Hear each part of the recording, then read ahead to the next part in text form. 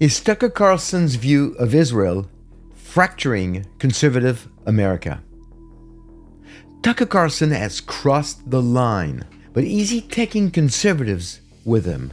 So it started when he interviewed Christ at the Checkpoint organizer and anti-Semite Munther Isaac in April of 2024 on his X channel. As of this writing, it has received 19.5 million views, and he was just getting started. Then in July of 2024, he interviewed country singer John Rich, who accused the Jews of controlling the banks and financing the Scofield Bible through the Rothschild family in Europe. In September of 2024, he followed that with an interview of quote-unquote historian Daryl Cooper, who believes that Hitler's death camps were the most humane way to deal with the casualties of World War II, when he said, and I quote, "In 1941, they launched a war where they were completely unprepared to deal with the millions and millions of prisoners of war, of local political prisoners. They went in with no plan for that and just threw these people into camps. And millions of people ended up dead there." Close quote. Daryl Cooper said that the gas chambers and crematoriums were the only ways to humanly dispose of the millions of dead bodies, and Carlson looked at him like a deer blinded by headlights and appeared to silently agree. Don't forget the Palestinian nun you recently interviewed who used just about every single lie about Israel, Palestine, Christians, and the Bible. And again, Tucker nodded as if in shock from what he had just learned from the nun. Fast forward to late October 2025, and the icing on the cake of Judeophobia landed as Tucker interviewed Hitler-loving Holocaust denier Nick Fuentes. It received over 5 million views in the first week. Fuentes is one of the most venomous anti-Semite in America. He praises Hitler, saying that he is on Team Hitler, denies the Holocaust, supports Hamas, and that is just scratching the surface of his Jew hatred. Tucker Carlson is receiving some pushback by genuine old-school conservatives, but not enough. For the most part, people are either silent or worse, endorsing and supporting Tucker Carlson.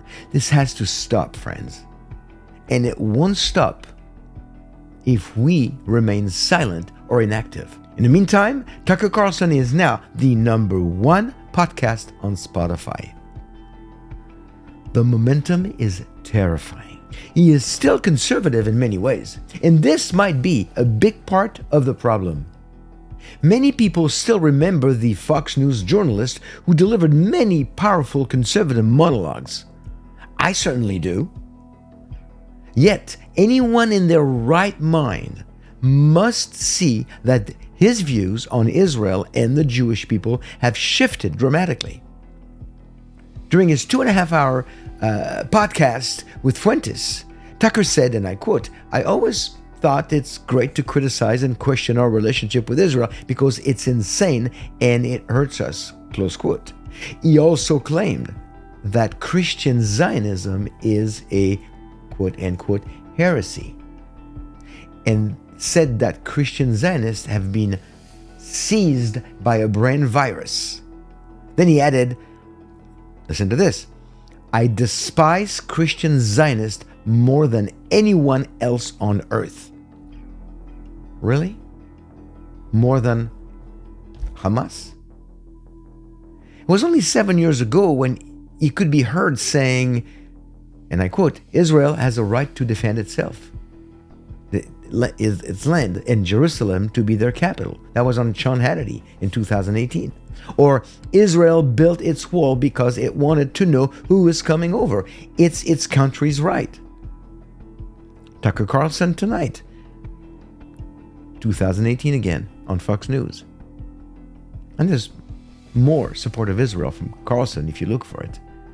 But it's about 7 years or older. What happened? Tucker Carlson's view of Israel is a case of toxic cognitive dissonance. Why such an about face? It's hard to say.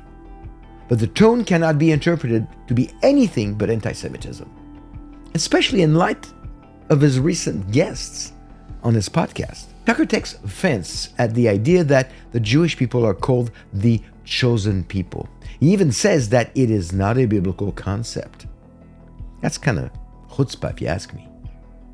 He needs to read Deuteronomy 7, verse 6, and I quote, "For you are a holy people to Yahweh your God. Yahweh your God has chosen you to be a people for his own treasured possession out of all the peoples who are on the face of the earth." Hey, that's God's prerogative. His words, not mine. It couldn't be more clear. Being chosen, by the way, doesn't guarantee salvation, but it places the Jewish people in the center of God's program. Tucker really needs to take this up with God. Not with Israel. Not with us. Not with anybody. But with God. Additionally, why is he not inviting people like Ben Shapiro, Michael Savage, Dennis Prager, Joel Rosenberg, or any other conservative Jewish voice? Better yet, bring two guests on both sides of the spectrum and allow for an intelligent dialogue. This could be very fruitful, but would it have the same shock value and would it get many clicks? Hey, I'd go on the show. I'd talk with him. To most of his supporters, he is still a worthy conservative voice. In all fairness, all of us have hills that we are willing to die on. It is akin to voting for a candidate who shares all of our Judeo-Christian conservative views, except maybe one. We agree on all the big items and agree to disagree on one that we either don't understand, can't relate to, or don't care about. Many conservatives today might be doing just that. And that's part of the danger. They still support Tucker on everything, and they look the other way when he repeatedly throws Israel and the Jewish people under the bus. Tucker calls himself a Christian, but he ignores Christian values, not to mention the difficult but unavoidable verse in Matthew 5:43 and 44. You have heard it said, "You shall love your neighbor and hate your enemy. But I say to you, love your enemies and pray for those who persecute you." Close quote. What is your Christian love and compassion, Tucker? Do you really despise Christian Zionists more than anyone else on earth? Again, more than Hamas terrorists? If the conservative MAGA movement wants to survive, continue to thrive, and rebuild the America we almost lost, MAGA influencers all the way up to J.D. Vance and Donald J. Trump are going to have to speak up and distance themselves from the likes of Tucker Carlson. And quickly, I might add. Carlson is very visible as part of MAGA, and he doesn't hide his friendship with President Trump.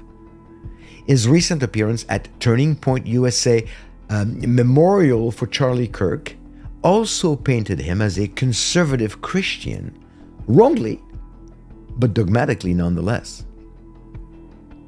True conservatives must sever ties with him immediately to retain their integrity.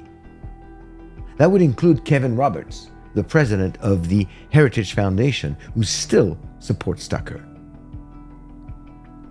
Tucker Carlson and the likes are fracturing the MAGA movement and putting conservatives at risk of losing the 2026 midterms and possibly even the next presidential elections in 2028. MAGA proponents should not cancel Tucker Carlson. Why? Well, simply because of our respect for the First Amendment. We don't want to cancel people and stop them from speaking, but we can expose, denounce, and stop supporting him for what he used to be, but no longer is. He is the biggest influential conservative voice against Israel, and he won't be the last, unless true conservatives do something. Part of what has made America great since 1948 has been its support of Israel. To be sure, I'm not speaking of blind support for anything the Israeli government is doing, as they do make mistakes and poor decisions. But they have the right to exist in their historical and biblical homeland known as Eretz Israel. If Tucker Carlson is not stopped soon, Israel will be further ostracized and further demonized. The time has come for people of goodwill, conservatives and Christians, to tell their Jewish friends here and abroad that they have their backs and to speak up. And the time has come for Tucker to lose the support of the very people who made him who he is, or was, rather. Thank you for watching. Until next time, be blessed.